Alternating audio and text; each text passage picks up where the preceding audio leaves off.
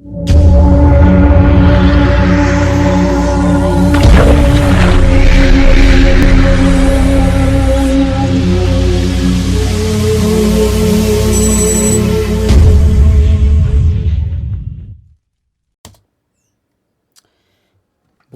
et bienvenue à ce melting tutoriel numéro 1 réalisé avec FFmpeg et le petit logiciel qui s'appelle Kmon. Alors, on va apprendre aujourd'hui à utiliser Blender pour faire du montage vidéo. Première constatation, lorsque l'on passe sur le vidéo editing ici, Blender ne ressemble pas vraiment à un logiciel de montage vidéo. Pour ça, moi je change ici tout de suite la fenêtre des courbes, je la change par une file brosseur. Par défaut, la file brosseur, elle est en affichage par liste. Vous la modifiez ici en icône, plus pratique. Alors, la particularité aussi de l'affichage par icône, c'est que vous pouvez tirer sur votre... Hop, ma souris elle déconne.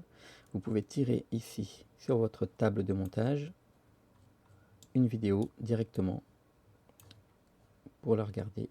Alors, hop, je vais déplacer ça. Vous pouvez directement tirer une vidéo sur la table de montage. Alors, on entend souvent « Ah, ça rame, l'audio et la vidéo ne vont pas ensemble, etc. » Effectivement, par défaut, Blender n'est pas configuré pour ça. Pour modifier ça dans Blender, il suffit d'aller dans la timeline ici, justement, cliquer sur Playback et on coche AV Synchro, synchronisation audio-vidéo, et on coche Frame Dropping pour sauter quelques images pour que ça coïncide avec la vidéo. Et on regarde, Alt A, qu'est-ce qui se passe? Là, on voit tout de suite, c'est que donc la vidéo et l'audio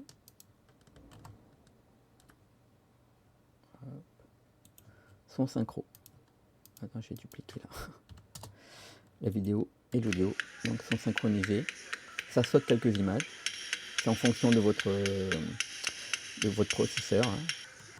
Mais vous aurez une synchronisation de l'audio vidéo. Alors deuxième constatation, lorsque l'on fait un drag and drop justement, hop, par exemple comme ça, une vidéo plus courte, on voit tout de suite que l'audio et la vidéo ne coïncident pas. Pour faire que ça coïncide, il faut que la configuration de Blender au niveau du panneau render, je vais mettre ici une fenêtre propriété, et là j'ai le panneau render, il faut que notre panneau render coïncide avec les vidéos au niveau du framerate. Le framerate, c'est images par seconde. Donc moi je sais que je vais enlever ça déjà. Je sais que mon caméscope, par exemple, il filme en 30 images par seconde. Donc je cherche ici 30 et j'ai des presets. Hein. Par exemple, le format HDTV, c'est celui qui est utilisé par mon caméscope. Donc HDTV 1280 par 720 par 30 images secondes. Voilà. Alors maintenant, si je tire une vidéo ici, vous voyez que ça coïncide. Voilà. Alors on va supprimer cette vidéo. On va apprendre aussi à faire en sorte que l'on lance dans le vidéo séquenceur, on lance la lecture et on l'arrête avec la barre espace. Pour ça, vous allez dans les user préférences,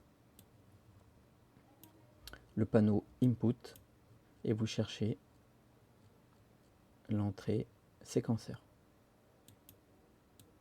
Et vous allez ajouter à l'entrée séquenceur tout en dessous, donc Add New, vous cliquez sur Add New et vous allez entrer screen.animation -du 8, le tiré du bas, play. Screen, S-C-R-E-E-N, .animation, tiré du bas, tiré du 8, donc, et play. Après, vous cliquez ici et vous pressez la barre espace. Comme ça, vous pouvez sauvegarder vos préférences si vous faites beaucoup de montage vidéo. Hein. Et vous pourrez lancer la vidéo ici. autre chose importante, dans les user préférences toujours, donc on va dans File, user préférences, dans Système, vous changez OpenAL, qui est surtout utilisé pour les jeux vidéo ou pour du direct OpenGL, vous le changez par SDL, qui est plus utilisé, c'est le son, hein, c'est l'audio. C'est la carte, en fait, c'est le driver audio qui sera utilisé pour le son, et celui-là, il est préférable de l'utiliser pour le séquenceur. Ce que je fais aussi, c'est que je décoche texture anti-aliasing pour pas gaspiller de ressources, hein. Voilà, c'est aussi bien comme ça. Et on est prêt à faire du montage vidéo. On va apprendre maintenant. On vient de voir la configuration. Vous voyez là, ça, déjà d'entrée, là, ça ressemble déjà à quelque chose. C'est-à-dire on a notre banque d'images et on a notre table de montage. Et on a notre fenêtre de prévisualisation et notre panneau pour effectuer nos rendus ici. Alors, on va prendre une vidéo. On va faire un petit fondu enchaîné. On va apprendre à faire du fondu enchaîné. Alors, G pour déplacer la vidéo. Shift G pour déplacer l'audio et la vidéo qui sont sélectionnés à l'endroit du curseur. Et je vais créer un point d'entrée. Je vais faire mon point d'entrée ici, juste avant le déplacement. Donc je sélectionne le début de la vidéo, qui est en bleu. Shift, j'ajoute le début de l'audio, qui est en vert, et je fais Shift S. Shift S fait que le curseur va attirer ce qui a été sélectionné vers à son emplacement. Donc là, pour la fin, je vais prendre ici, voilà où ça passe devant, hop, on coupe.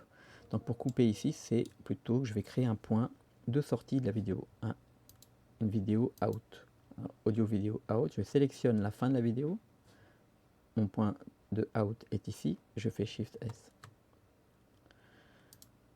Voilà, là je viens de faire ce qu'on fait normalement sur ce qu'on appelle le déruchage dans une fenêtre de déruchage vidéo.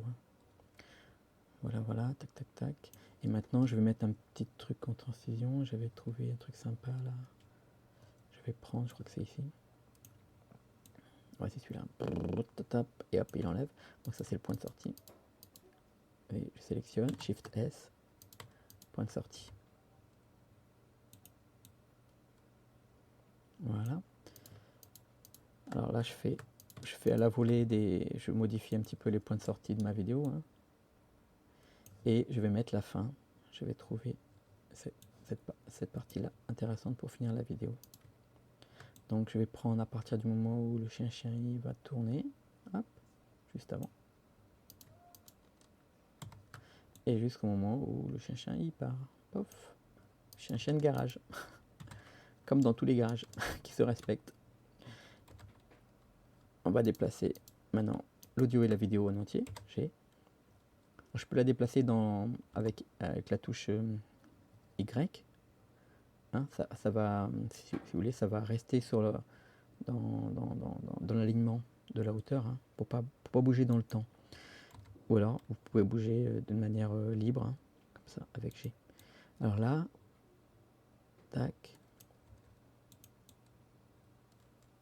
Voilà, quand ça tourne, et le chien il part.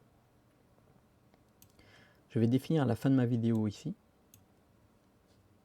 Pour ça, je clique ici sur la timeline, hein.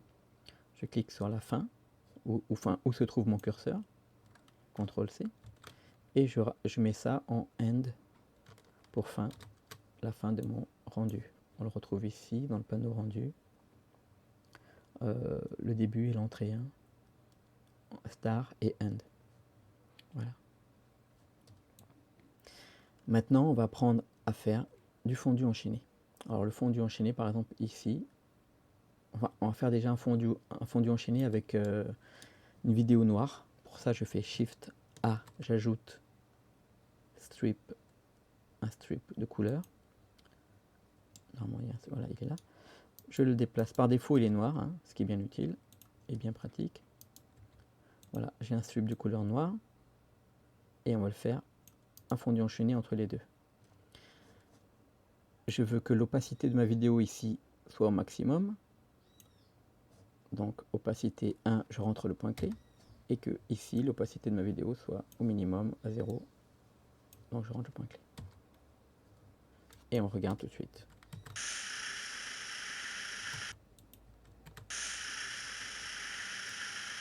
Voilà. Je vais faire la même chose ici pour la fin. Viens, j'ai un interview à faire. Et donc ici pour la fin, c'est pareil, je vais faire un fondu au noir. Je sélectionne la vidéo, I, la fin de ma vidéo, je baisse l'opacité à 0, je rentre le point clé I, et on va faire la même chose pour l'audio. Alors pour ça, je vais poursuivre un petit peu l'audio dans le temps, et on va baisser l'audio doucement, à partir d'ici. Alors, le son se trouve juste en dessous, là, vous voyez, en dessous des propriétés de la vidéo, se trouvent les propriétés du son. Alors, le volume ici, on le veut au maximum, c'est-à-dire enfin à 1, quoi, au niveau normal, 1.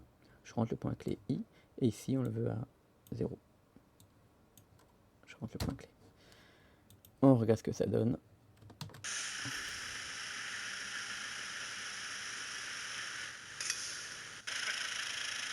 Viens, j'ai un interview à faire. Et voilà. On vient de terminer notre montage. Alors, on pourrait peaufiner un petit peu sur l'audio pour faire en sorte qu'il n'y ait pas de découpe audio comme ça brusque. On verra la prochaine fois comment peaufiner notre montage et utiliser donc le Graph Editor pour modifier les effets qu'on a rentrés au niveau du son comme au niveau de la vidéo. Voilà, j'espère que ce tutoriel vous a intéressé. On va voir maintenant simplement comment faire une sortie vidéo de notre rendu. Donc ici, tac. Une sortie vidéo, donc le format, on a le bon format, on garde ça. Ici, au niveau de la sortie output, on va chercher où on va placer notre fichier de output. On peut le mettre dans les melting tuto, premier, et voilà, premier tuto. C'était pas ça, ça c'était autre chose. Bon, tuto montage 1. Voilà, tuto montage 1. Et on va choisir ici le format, non pas PNG, mais par exemple H264 ou Xvid, vidéo. Et au niveau de l'encodage, ici, on va choisir l'encodage. Ouais, bon, on va laisser par défaut MPEG, très bien. Et on va prendre l'encodage audio MP3. On n'a plus qu'à cliquer sur animation et c'est parti. Alors comme ça va très vite, j'en profite rapidement pour remontrer ici le site BlenderClan, blenderclan.org, qui vous permet de faire donc de la recherche ici sur des mots-clés, par exemple séquenceur,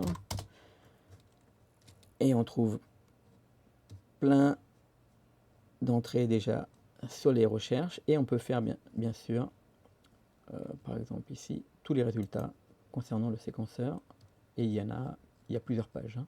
Comme ça vous allez dans suivant et vous cherchez des solutions en fait, simplement, à des problèmes qui ont déjà été posés. Vous avez aussi le site melting3d.com, où je vais déposer la vidéo d'ailleurs, et où vous trouverez la fiche sur la configuration et des astuces sur le montage vidéo. Et bien sûr d'autres tutos lorsqu'il y en aura. Voilà, j'espère que ça vous a intéressé. Je vous remercie, bonne journée.